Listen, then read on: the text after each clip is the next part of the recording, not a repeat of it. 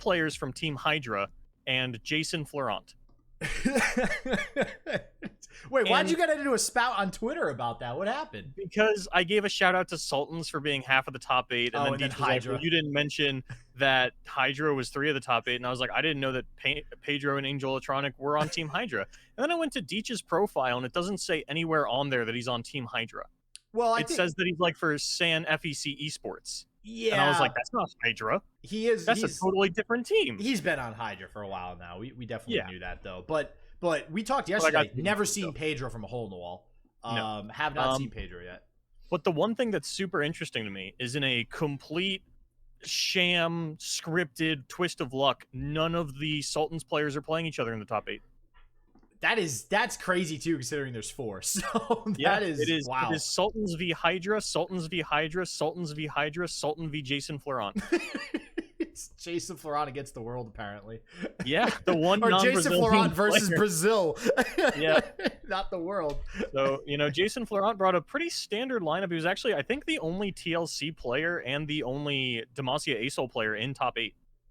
So he's repping the Canadian players. He's repping basically non-Brazil and sort of the old guard in terms of the meta. So kind of curious to see how far he's going to be able to take it today. Well, I'm also curious to see how far Defenswar takes the only Twiz deck in the top cut as well. This deck, we've all heard the stories of years past with the Twiz decks and how busted they were, and they took over the meta and like Twisted Fate and all this stuff. Yeah, it wasn't that long ago. But anyways, like April. This is the only deck that we've seen in the tournament thus far. I'm sure somebody else might have brought it, but definitely the only one in the top cut. And I'm curious to see if this deck does counter any specific matchups. For example, I have not seen this particular matchup very often whatsoever.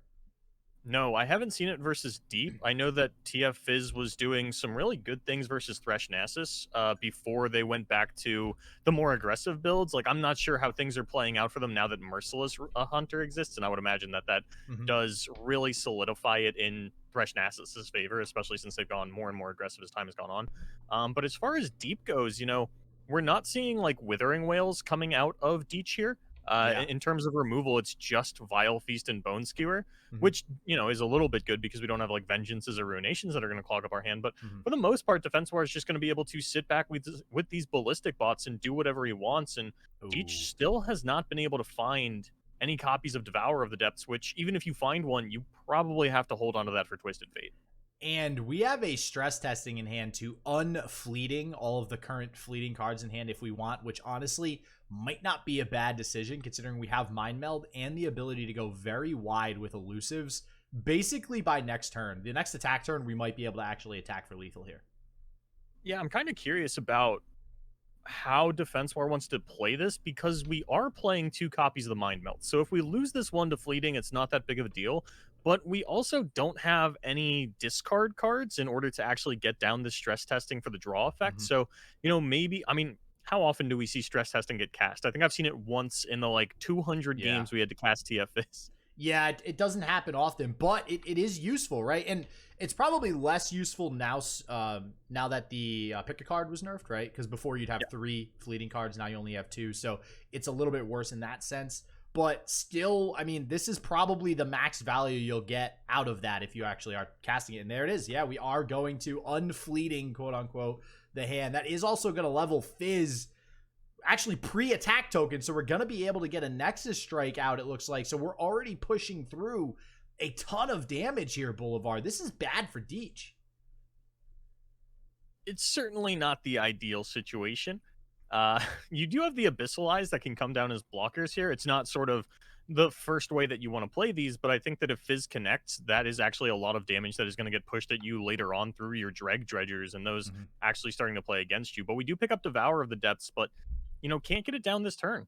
And I am a little surprised that Deach went for that, and knowing that we're not going to be able to develop anything unless we go for this Dead Bloom Wanderer, which I don't think going for the Dead Bloom is that bad because I'm pretty sure Defenswar is attacking with these ballistic bots. Okay, we technically have parlays for both of the Dreg Dredgers now. So we're looking at a lot of incoming damage. This is without the Mind Meld. So if we can't deal with these units, which honestly, it doesn't look like we can other than just putting down double Abyssal Eye if we actually get to that point, which we will be able to if the mind meld actually gets cast. I don't think that Honestly, Defenswar go for an open attack. throw all that out the window. You know, Deach is really low on healing in a deck like this. Mhm. Yeah, we have this Dead Bloom Wanderer, but once that's off the field, you know, even say we're at 9 life. Defenswar currently has 5 burn in hand. Mhm. And I don't think both of those ballistic bots are going away anytime soon. Well, it looks like we are gonna block with one of them, which does Okay. make sense because we do want to maintain these elusive units, right, for that mind meld. Yeah. But yeah, I mean the parlays, like that's why I mentioned the parlays. That's going to be 2 more damage to the face. Not to mention removing blockers from the field. I mean they won't matter versus the elusive units, but you know if this 7/3 ballistic bot somehow connects, that's a whole ton more damage. Plus, Yeah. chum the waters. It's this problem that Deach is about to run into where you can either devour the ballistic bot to try and stop the full ignition train, but if you do that, then you haven't put any elusives on the field. And Oh. we're actually going for, if anybody's wondering why we're going for the 2-1 instead of the 3-2, I have no idea. It's actually to play around Mystic Shot. Yeah. Because I was thinking suit up math, and I'm like, well, if you suit up either one of them, it doesn't really matter. So it Yeah. is probably just Mystic Shot, but I don't even know if I love that line per se, because if there is a Mystic Shot in Defense War's hand, I would imagine that's getting sent at your dome. You'd almost be Yeah. happy to have that go at your Devourer of the Depths. Oh, 100%. And because we're not actually playing any of these Abyssal Eyes still, we're not even going to need Mind Meld. I was talking about an open attack. We might just get the open attack from Defenswar here for game. And yeah, Deach is just going to surrender. He says, you know, that's too many ignitions, that's too many elusives. We talk about Deep being kind of a weird deck in the meta. Usually it comes out as like this great counter TLC deck, and it's got a couple of other good matchups. I actually am really curious how it deals with Thralls. I would imagine that Thralls gets online just a little bit earlier, but I don't know how much that actually matters. That's a discussion for a different time. But my point is more, you run into, like, you don't handle rogue decks very well. Mm-hmm. Things like Shen Fiora were really solid in the meta because they had good matchups against the good decks, and then they also handled these rogue decks very well. Any off meta thing that people were popping up was usually going to lose to Shen Fiora. Deep is like the opposite. You do well against the meta decks, but if something random like TF Fizz pops up that you don't see every day, you don't deal with that particularly well. Well, yeah, it's a very calculated deck, right? You know, we know what it does. We always talk about how by turn 7 or 8, whatever deck is going up against it needs to prepare for, like, okay, at turn 7 or 8, we know what's going to happen. All these deep sea monsters are going to come down. It's very calculated in that sense. And yeah, I agree. That Twiz deck just completely out of nowhere. Deach probably not expecting to really see much Twiz, if any, in this entire tournament. And unfortunately for Deach, taking a win there. But now, as we all expect, what do you know? The Azir Aurelia deck was banned on the side of Defense Wars. So we are going to get this Vi Zoe Rubens Pile, whatever you want to call it. This deck has been pretty much everywhere over the last few weeks. I like that Defenswar just brought 2 ballistic bot decks into Azir, really. I love ballistic bot. Oh yeah, this is one of my favorite cards in Legends of Runeterra. I remember when it first came out. I mean, that was one of the highly talked about cards. You know, people thinking that might actually need to get nerfed, just because of its sheer just power in generating card advantage, generating these fleeting ignitions, doing damage, buffing themselves up with augment. It's an insane 2-drop when you think about it. I think it is probably the best Piltover and Zon unit. Oh yeah, but something has to have that mantle, right? And I think the ballistic bot is perfectly reasonable in terms of like what it does. It's very, very good, but I wouldn't like say it's nerfable or broken or anything along those lines. Maybe someday, maybe if we get enough, you know, more exploitation for getting free cards every turn or something. But for now, I like the little bot as is. Yeah, he does work, and already doing work here versus Deach, just poking in some damage. I'm a little bit concerned as to how Defenswar with current hand that we have is actually going to I don't know, try to basically push the aggression before Deach gets the chance to go deep. I mean, once Deach does go deep again, turn 7 or 8, you know, Zoe Vi is going to have a real hard time dealing with a lot of those threats. Maybe we find a bigger Celestial before that with this star shaping that we see in hand, but I mean, that's a lot of mana committed if we're actually going to go that route. I would imagine that this is a Deep favored matchup. One of the problems that the Ruben Zoo runs into in a lot of metas is just, you know, it doesn't handle Demacia Ace so well. It doesn't handle mid-range decks very well. If your Vi can't kill multiple units and that has to like come in 1-for-1 on like a 7/7 like Deep is going to be putting out, that's a big problem for you. And I like killing the Maokai here, you know, not letting Deach actually get down any of those units alongside it, get that extra toss from the Maokai, get the sapling down. And I think Defenswar for the time being is just saying, hey, I'm not really going to interact with your game plan too much. You can hit me in the face with everything if you want. I'm not even going to block. I don't want to give you those Sea Scarab tosses. Mhm. And I'm going to see how much I can do with these ignitions. Yeah, I mean that might get us decently far, but I don't know if it's going to be enough, Boulevard. I think you're right. I mean, a lot of decks that can go basically over the top, quote unquote, of this Zoe Vi deck, like you said, anything that's going to be bigger than the Vi, it can't deal with. I mean, it only has so many thermogenic beams that it can that it can throw out there, and this one only running 2, and that's really the only good answer that we have to some of those larger units, unless of course obviously we could get something like a star shaping into a fallen comet or something like that, but that's just so it's just not what you want to be saying here in this matchup. That's one of those things that you need to do to try and stay in the game. It's like if you don't falling comet the Nautilus the turn it comes down, we're not playing the same game anymore, and we don't have any way in Defenswar's hand to get our hands on that. It would have to be like star shaping into a supernova, but with the way the mana plays out, that wouldn't even be castable on the following turn. We'd only have 8 mana for the Nautilus. The one good thing that is going for Defenswar is that Deach is very far away from deep. One of the things playing against them, though, is that we've really done nothing but ignition, and we're sitting on 2 Submersible in hand that, if I had to guess, I'd say are at like 4 out of 10. 6 out of 10, actually. Okay. So, actually not that far. It's going to take some forcing to actually get us there. And actually, I mean, we are 6 away from deep. This will actually put us 5 away, but we do have a lot of draw in hand, so we can go deep if we want to. The problem is Deach isn't going to be able to throw Nautilus on turn 7 and also go deep. So it's probably looking like a turn 8 deep, when everything's said and done, unless we really want to rip it. If we salvage with the 4 remaining mana, we go deep next turn, and then because we've gotten off double 5. war, all of our Devourers are 0 mana if Nautilus is on board. Yeah, there you go. That's the 5. So if we rip the salvage now, oh well, there's the not salvage. There's the Devourer. We got tired of getting ignition. Throw it out the window. Oh man. All right, so we are going to get a little bit of a delay on the deep then, unless we do, again, want to rip this salvage here, which would at least increase the Devourer size and the Sea Scarab, and maybe that's what Deach is going for, just trying to put pressure on early here, maybe baits the Vi into pulling the Devourer or the Sea Scarab, and then goes ahead and plays that salvage. That could be something that we're going for here as well, but I wouldn't be surprised if we get the Mentor now attacking with that Vi to buffer up. Yeah, there it is. Ultimately, I'm pretty sure this is kind of signed, sealed, delivered for Deach. If for no other reason, then we're going to be able to go deep this turn, throw down the Nautilus on the next turn, and then just start throwing down 0 mana Devourer of the Depths alongside any other sea monsters that we do find off the salvage. We'll even have Riptide available. I don't think Defenswar can come back from that. Deach is just way too high on life right now. Yeah, I mean, we do have a Get Excited to counter one of these Devourers if it comes down and targets something like this Vi.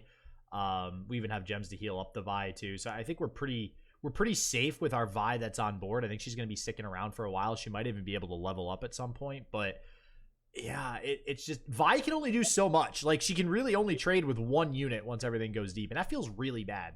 She can't even do that here. She's just going to get Riptided. Yep. Riptided. Riptoad. The word Riptoad. The words we come up with like past tenses and current tenses of cards is like English. Such a good language, ladies and gentlemen. I'm kind of curious as to whether or not Deach is just willing to say, hey, the Riptide's got to come out onto the Vi. Maybe we throw our Devourers at other units, or if we are going to like fight over the Vi, which I think either line of play is totally fine because you are getting resources out of Defenswar by throwing this Devourer at the Vi. Yeah, and I do think that you feel okay about this. I don't think there's any... Yeah, you could Riptide in response here if you wanted. Doesn't feel great. So, yeah, I think we are just going to let that fizzle. And, I mean, yeah, like you said, you're getting the Mystic Shot out of Defenswar. What are you honestly worried about? Like, you have a 7-6, 7-5, and a 13-13. And, honestly, these other units are probably just going to get overwritten for another Devourer or anything else bigger that we draw. So, it's just going to get worse and worse from here for Defenswar. And I like Deach overwriting the Spiderling instead of the ephemeral Devourer and saying, I'm going to attack with this turn. I don't care if it gets blocked by the Spacey Sketcher. At least I still got a little bit of value out of it. More than I necessarily would have best case than my Spiderling. So, and things are still looking so good for Deach. we're probably going to have to use the Get Excited here to protect our 5/5, and that means we're not going to have Crescent Strike mana available. Nothing is contesting this Nautilus. We're not close to having anything that contests the Nautilus, and there's an Atrocity in Deach's hand just in case Defenswar falls a little bit too low. Yeah, the Nautilus is just gonna have to get chump blocked this turn. We will have Vi able to pick it off next turn, but again, that Riptide is just and there it is. We're actually just gonna get it this turn to remove a blocker as well. So this will essentially clear the entire field after this attack of Defenswar, and then we're left with a whole lot of nothing in hand. Sure, we got another Submersible. I mean, maybe if we hold back this sub, I mean, that's 10 damage going face, I guess. But yeah, there's another Riptide. If you don't commit enough blockers and you fall, down to like 6 or something, say if 2 of these Devour the Depths connected, and you fell down to like 6 HP, then Star Shaping isn't going to get you out of the range of the Nautilus Atrocity. The Naughty Atrocity, as I like to call it. No, as you like to call it, did you just come up with that one? Yes. It's actually not bad. I can get down with that. The Naughty Atrocity. It's better than Astronaut in the Ocean because that song is absolutely everywhere and I can't get it out of my head. All right. I have no idea what you're talking about. Oh Jesus, I don't even know who sings it. The Astronaut in the Ocean song on the radio, and then they did the. It's probably been 2 years since I listened to the radio. And who was who's the girl that did like the Legends of Runeterra rap with their partner? Oh my god. Grace? Yeah, Grace. That song. Oh. That's based off of a rap song that's on the radio. It's like number 1 in the nation or something right now. You didn't know that? Really? Yeah. No. Well, that's why it's a hit, man. Well, when you just listen to like Spotify and YouTube, like what am I going to listen to the radio for? To get ads? No, I pay however much money I pay YouTube a month to not get ads. And Grace killed it. Grace killed it in that song. That was such a good song. That's the only version I'll listen to now. Oh man, so yeah, we get the salvage. We got more cards coming Deach's way here, which really is just gonna more fuel to the fire. And it's this thing. Okay. Fallen Comet. So we talked about this earlier. It's kind of a necessity at this point. Still not looking good though for a Defenswar because there was still another Nautilus in hand. And man, Sea Scarab feels so good drawing late game now, huh? Yeah. Like a 5/6 0 mana late game suddenly is just so much better than what it used to be. Turns out I did know what you were talking about because it's really popular on TikTok. Oh yeah, see, you just probably didn't know. No, I didn't know the name of it. Yeah, neither do I, for that matter. But I gotta agree. It's really nice that Deep has been able to bridge the gap with these early game sea monsters that give you a lot of utility and then scale very well into the late game. Like that is one of the reasons that I love Deep so much. Because I always talk about how much I hate 1-drops. And, that usually extends to 2-drops. Just any card that isn't going to maintain value the later I top deck it. Like, a lot of 1-drops are useless by, like, turn 3 or 4.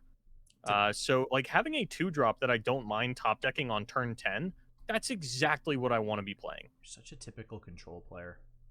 Yes. Such a typical... If I can't play it on turn 10 and get value, get it out of my deck. I don't want it. That's why I love TFS so much. I'm like, I drew a 1-drop later. I'll just discard it to Rummage, baby. All right, Crescent Strike gonna again stem this bleeding for as long as humanly possible here, but it's coming to a close soon. This feels like Limbo Boulevard. It felt like Limbo for a few turns now. I'm not gonna lie. Well, we could always just start shaping into a lethal threat. You're always the one to point that out. I'm a little concerned. How often has that happened to you, Boulevard? It's not how often it's happened to me. It's how often I've done it. Yeah. Oh, okay. Even worse. You're the problem. I mean, as it stands, Star Shaping is going to put us at 16 HP. That's outside the range of the Naughty Atrocity. There's no elusive blocker on the side of Deach, and I don't know if we've played enough Celestials to have, something like the Great Beyond kill our opponent, but we might. All right, and if an immortal. Yeah. What's how big is that? Can I get an immortal check? It's at a 9. A 9? Okay. Yeah, it's at a 9. Ooh, we that's got 10 in hand. And we have a gem. Yeah. So, well, actually, I don't think we have enough mana, though, to play the gem, the Crescent Strike, and the Immortal Fire. We do not. We need to connect with this Submersible as well, and we gem to get it out of Vile Feast range. but it's not out of atrocity range. And because Maokai is leveled now, we can even just like atrocity a sapling at this 8-2 because Defenswar is probably only going to be on 1 mana. I don't know if they're even going to bother throwing out the gem, but Defenswar can top deck an amount of burn on the following turn to really solidify this, bring it home. But never mind, there's a Riptide top deck out of Deach. Good game, everybody. It was nice. Thank you for playing. But yeah, this is over now. Listen, I've said this multiple times, though. There's so many games in Legends of Runeterra that we've seen. Obviously, we've casted, nearly every sort of matchup at this point. All of them. We have cast every game of Legends. Yeah, every single one. You know that game where you played really sloppy at 4 in the morning and you were like, "Oh, I was just tired." We watched that. You were playing your best. I casted that. We watched that. We shit all over you on that. Just so don't worry about it. We found every mistake that you made. But no, my point is there's so many games that we see like this where we're like, Deep's got this. This is in the bag. Like in the whole game, Deach was in control 100%. But somehow, and again, usually we come back to, it's just because of star shaping. There's always this ability for the other deck to still come out and have this last chance, last ditch effort, which would have been the Immortal Fire. We're falling a couple mana short here of that, but Deach gave him the opportunity. If Defenswar connects with this Immortal, we're just not playing the Immortal Fire. Okay, we're just gonna. No, oh my! If he played the Immortal Fire, we would have won. Yes. Oh my god. Oh, and she's not leveled yet. I was gonna say if Vi's leveled, that's a different story. If Vi was leveled, that's a different story, but she's not. If we played the Immortal Fire, we actually would have had lethal on the stack in response to the atrocity, or even not in response because we're actually still at 16, so the atrocity wouldn't have killed us. Yeah, it would have been lethal. Oh, see what I mean? Just as I say that, it's exactly what I mean. Like, there's the opportunity for the punish, and we can't even top deck a second Get Excited because Deach has Vile Feast, and that'll put him at just outside the range of Submersible and the double Get Excited. Ooh, okay, wait. So atrocity being utilized here, we're gonna push through 5 damage. I don't think Deach has lethal next turn. We have a sapling that is going to just pull that. The sapling's going to come out from the Maokai, yeah. All right, well, so much for that. That said, though, it's kind of weird, right? Because, like, I think Get Excited killing the Devourer does save us. Does that put us at 1? But we top deck a Nautilus again, so we don't have to worry about that Immortal Fire actually doing anything. We also top deck our Submersible again. Yeah, this has been such a weird sequence towards the end of the game, and the end result is still going to be the same. But Defenswar, had the opportunity to play for the burn top deck and just didn't. I'm really curious what Defenswar's plan was going for Submersible Vi. I maybe playing to different outs. I'm trying to think of what other outs were there, but I think you're always playing to like Get Excited Mystic Shot. Well, I mean, let's say that like Deach didn't do anything that turn, right? And you actually got down your Submersible and your Vi. You would put Deach at 7. The Vi would probably kill the Maokai. And what? What? We didn't even Get Excited to Devour the decks. I mean, it doesn't matter at this point. I mean, if Deach was at 2 cards in deck and you just know he's top decking Nautiluses every turn from here on out, then I get it. I didn't check cards in deck right before the game ended. I'm going to assume that was the case, and you're just like, well, he's gonna, I know he's got a Riptide. All Nautilus. Yeah. That would also explain the proactive Riptide on the side of Deach. Yeah, it's definitely curious why we ended up going with the Submersible. I gotta think it was some sort of out the Defensor was playing towards, but when we look through it here, and unfortunately the Thralls were banned, go figure. When you think through it, I do think it made the most sense to play that Immortal Fire, and especially seeing that Get Excited. You gotta think. I mean, Defensor probably knew it too. The second the Get Excited was off the top, you're probably like, oh man, you gotta be kidding me. Yeah.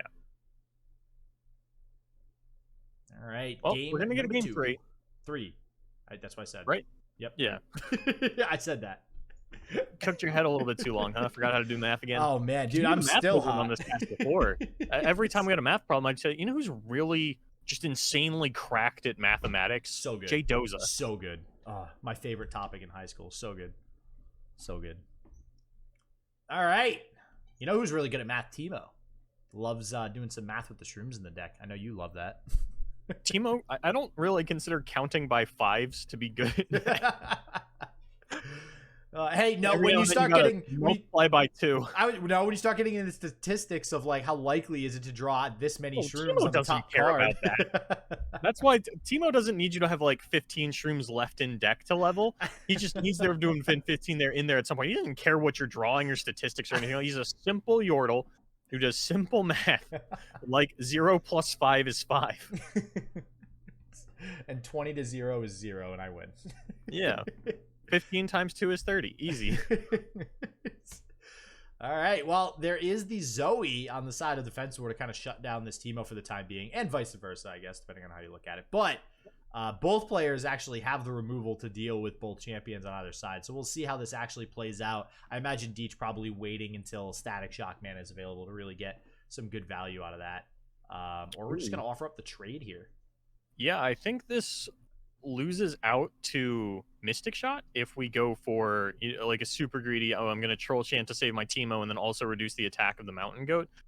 I think Defenswar is really kind of like considering the options. Like, what if there's just double Brittle Steel?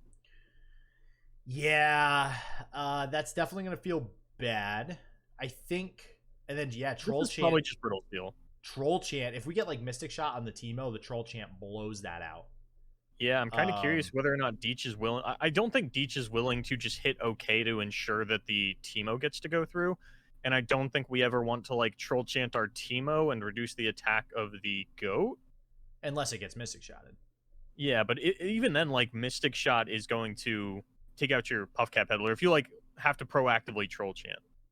Oh, you're saying proactively Troll Chant. Okay, yeah. Yeah, because, you know, Deach isn't going to let this attack go through, which means Defenswar knows that they're going to have an opportunity to do something. So now that the Brittle Steel's been committed, we're actually going to hush the Goat and prioritize killing the Puffcat Peddler over the Teemo. I like that. We've seen this matchup a lot now, Boulevard, and we know from experience the Puffcat Peddlers are what do it. If you don't get those off the board ASAP, it doesn't seem like they're doing a lot, but trust me, those 3 shrooms on every single spell cast are huge later on in the game. Yeah, I think it's also a consideration of, like, if there's another Puffcat Peddler, you can usually be okay through one as long as there's no Foundry through it, constantly putting pressure on you. But once the second Peddler comes down and you haven't dealt with the first, suddenly things start to look a lot scarier because then every protection spell that's fighting over the Peddler is doing twice as much work. So this turn for Deach, we're in an okay spot, I feel. I mean, we could get Ezreal down and potentially go for a decent open attack next turn. Mystic Shot doesn't deal with the Ezreal. Mystic Shot plus trading with the Zoe does, but then, of course, the Teemo would make it through. If 2 Mystic Shots are committed, which we see in Defenswar's hand, it's a pretty big commitment. It looks like we are going to commit 1 and probably be pretty content going into the next turn with 2 spell mana. So this actually is looking like it might be a double Mystic Shot commitment. We do have the Troll Chant either now or next turn if that happens on the Ezreal. So we'll see how this plays out. But this is crucial for Deach because Vi can't come down yet. But we do have the Thermo Beam in response to Vi when that does eventually happen. I wonder if Deach is even going to try and protect this Teemo, or if we're a little more interested in conserving some mana into the next turn. It's weird because you'd rather be doing this on your attack turn. So you know you can guarantee getting an attack off, after your opponent committed the mana or whatever it might be. So yeah, I don't hate the return Mystic Shot in all honesty. This actually plays around even another Mystic Shot, so now you kind of guarantee that you're going to get this Nexus Strike off with Ezreal. So I really like that play from Deach. I gotta say though, Deach is in a pretty bad spot. Yeah. There's only 7 Puff Caps in Defenswar's deck. We have the Thermo Beam to kill the Vi, but I think that once Defenswar gets down like Ballistic Bot and Sump Dredger, we're gonna start to take over the game and have a little bit more impact than the cards that Deach has immediately available to them. But with this is where the lack of Frostbite Foundry starts to setting this up for a Static Shock a little bit later on. Don't hate that. Yeah, and then we're just going double Ballistic Bot. Okay, Defenswar, I see you. Just going back to game number 1, saying, man, these Ballistic Bots did an insane amount of work against Deep. Let's try it again against Frostbite Foundry, which I actually really like because it's unlikely that you're going to be able to like push through lethal damage with units. Frostbite is in the name of the deck. Arguably, some people just call it Teemo Ezreal, but I call it Frostbite Foundry. So it's Frostbite's in the name of the deck. You might as well try and win with the burn strategy. Well, another really crucial thing about that, and I see this a lot, iterative improvement onto the Ballistic Bot, it has 4 health when you're utilizing the iterative improvement on it. And especially after this 1 ignition, now bumping the attack up to 3, this is an insane unit to trade with now. Like, it can trade with Puffcat Peddlers and still live. It can trade with basically all of the units that Deach could potentially throw down and still stay on board and trade with something else. Not to mention generate different, more ignitions as well. So I definitely love that play from Defenswar, and then followed up by the Vi. I do think this starts to swing a little bit in Defenswar's favor unless Deach can. I mean, we need something. We need a Puffcat Peddler. Foundries would be nice to start drawing some more cards. We need something here. The one problem you can run into is because Defenswar is playing iterative improvement, we could see something like iterative onto a Puffcat Peddler, something that we've seen some of the Teemo Sejuani players do in the past. Just play their own iterative improvements and say, yeah, I can make another Peddler, or I can like steal your Captain Farron or your Ballistic Bot or anything like that. There are a lot of units that are like pretty good to double up on. So kind of curious, if you give Defenswar access to all that draw, it could come back to bite you. There are certainly punishes within the deck. Well, there's that Thermo Beam we were talking about earlier, so that's going to clean up Vi quite nicely, which is going to feel really good for Deach here.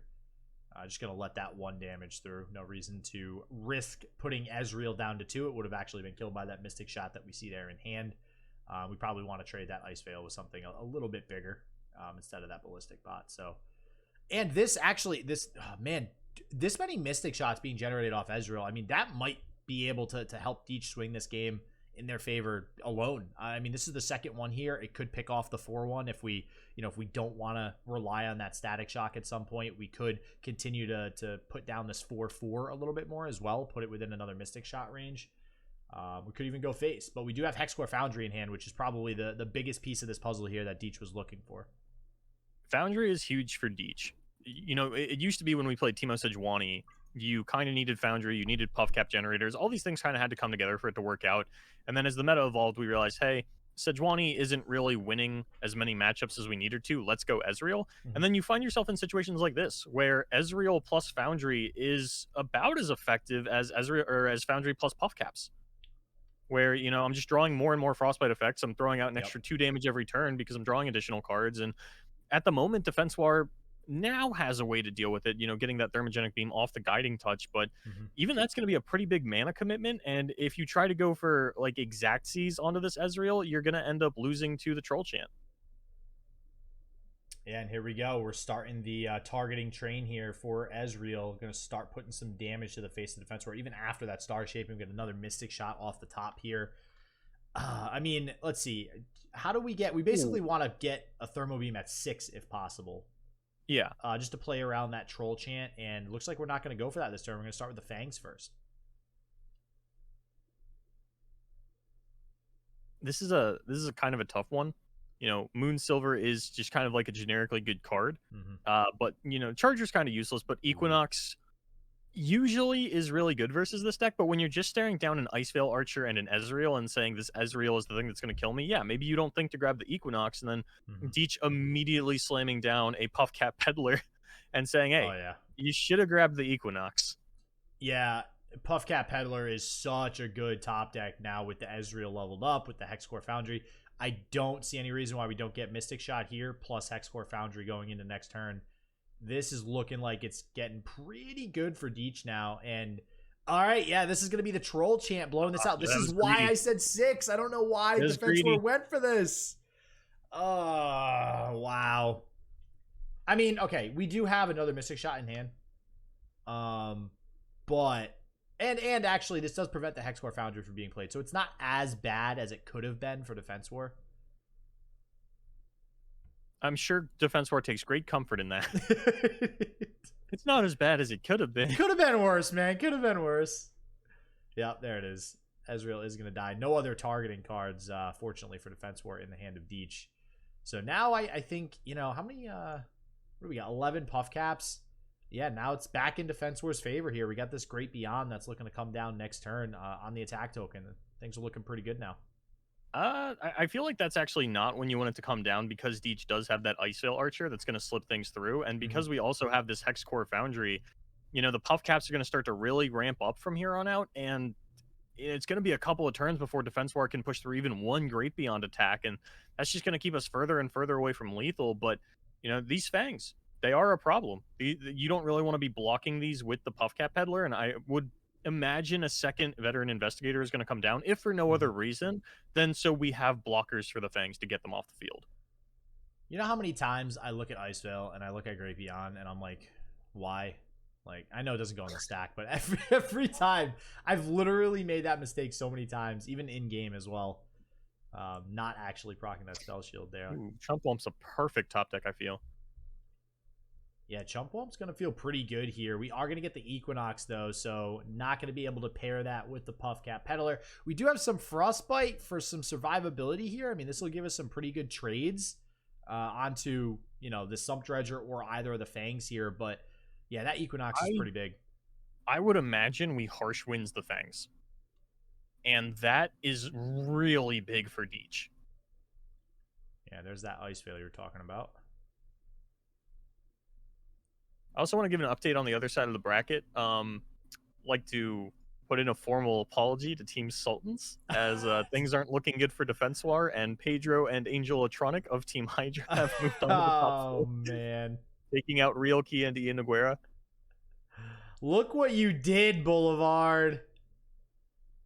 Look what you did. Did I do that? Oh, you did it. You did it. Oh, just the one flash freeze. Okay, because we got down the puff caps. I mean, Harsh was worth it.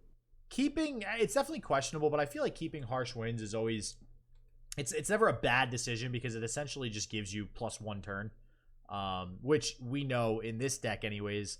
1 turn can be huge with shrooms in the deck and burn damage off the top, things of that nature. So we'll see if that extra turn will come in. Now we're getting the age-old thing. So I remember when Frostbite Ezreal first came out, and even just Ezreal decks in general, you know, they were always looking to like 20-0 with the Ezreal. And I mean, now you kind of look to 20-0 with like the Ezreal and the Puff Caps. Anytime you actually hit your opponent's Nexus with a unit, it huge. Feels like you're cheating. Yeah. Mm-hmm. And it looks like we're even going for Fury of the North to just clock 9 damage into Defenswar's Nexus and try and push through a Puff Cap lethal through whatever healing Defenswar has on deck. And Defenswar doesn't have any healing on deck.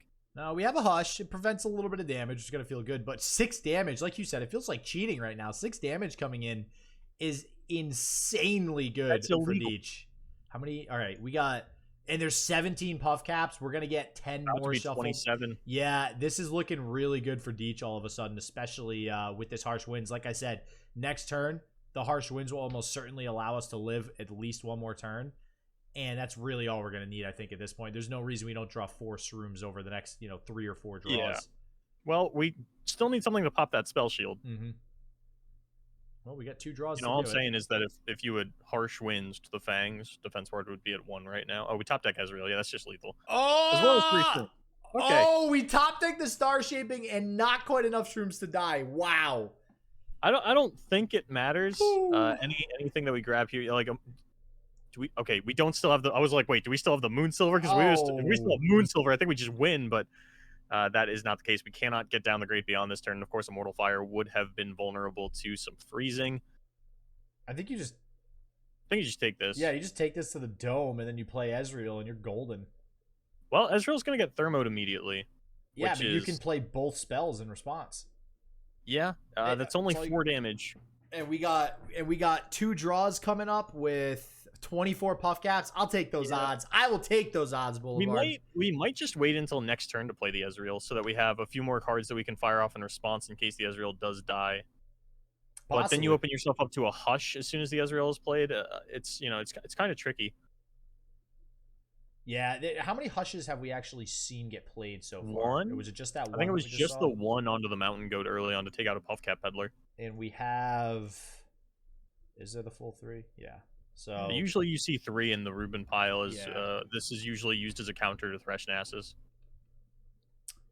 Well, it looks like we're considering... I really don't see a reason to... Riddle Seal the Zoe? Yeah, especially when that represents 2 damage on this Ezreal. That seems like such a not good play. Like, I don't want to... I'm trying to avoid saying misplay because it's a lot of times that's subjective, so I'm like, just seems not good, right, man? Yeah, Deach ran the numbers and said super cool star chart's a problem. I ran the numbers and I disagree. Yeah, I disagree with that too. Like, what are we playing around with super cool star chart? Oh, wow. Okay. Well, I mean, this doesn't kill the... Okay. Yeah, there's the 2 damage right there. So we're just going to go ahead and see if we get the top deck shrooms on the next 2 draws again. And hope that Defenswar doesn't draw any more heal. There's three. Three. And There it is. Okay, that was Defenswar getting taken down with the shrooms, and Deach gonna move on to the semifinals there. So maybe we'll get to see Thralls